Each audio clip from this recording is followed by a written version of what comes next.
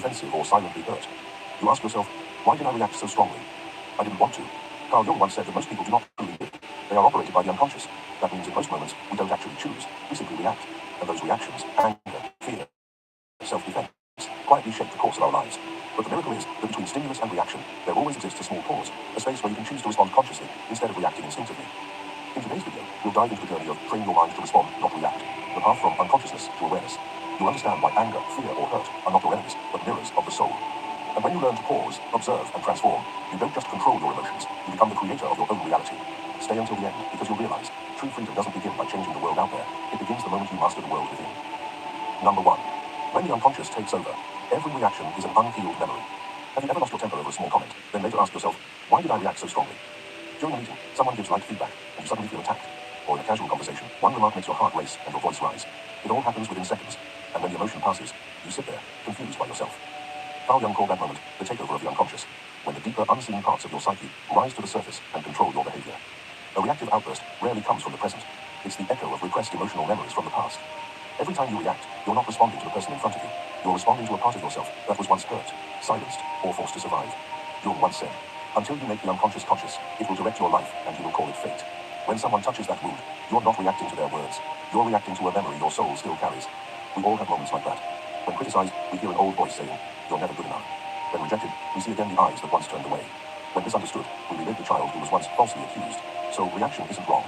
It's simply your soul saying, look here, something still hurts. But if we let reaction drive us, we'll keep replaying the same old stories, hurting others the way we were once hurt. We think we're living in the present, but we're actually being led by fragments of unhealed memory. A friend once told me she often burst into tears and lost control whenever she felt misunderstood.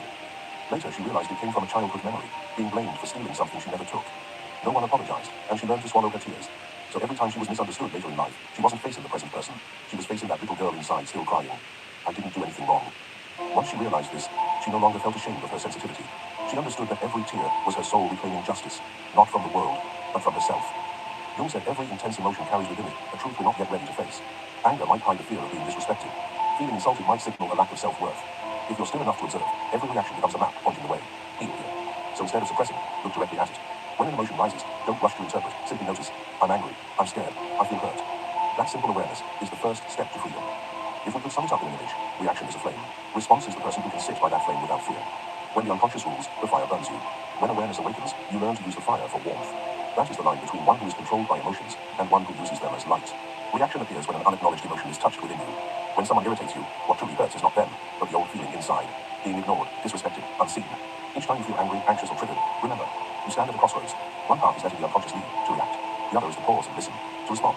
If you choose the second, you're beginning to train your mind to respond, not react. You're no longer living as a reflex. You're living as a choice. And that's the first step to inner freedom.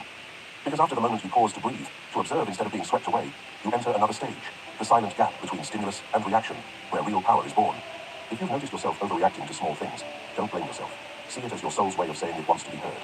And if you're starting to learn how to pause, how to breathe before responding, leave one word in the comments: aware. Because the moment you become aware is the very first moment of awakening. Number 2, the silent moment, where you take back the power to choose. Once you realize that every reaction is the echo of the past, the next step is to learn how to pause before the past takes over again. It's in that tiny moment, between stimulus and action, that consciousness gets a chance to speak. Carl Jung said that real consciousness isn't about controlling emotions, but about seeing them arise without being swept away. He wrote, there is no coming to consciousness without pain. In the instant someone says something that hurts you, or an unexpected event confuses you, there's always a small space, a gap before you speak or act, while the feeling rises. That space is where true strength lies, the power to choose. Most of us never notice it. A word, a look, and our body tightens before our mind even knows why. But if you train your mind to remember... Oh no!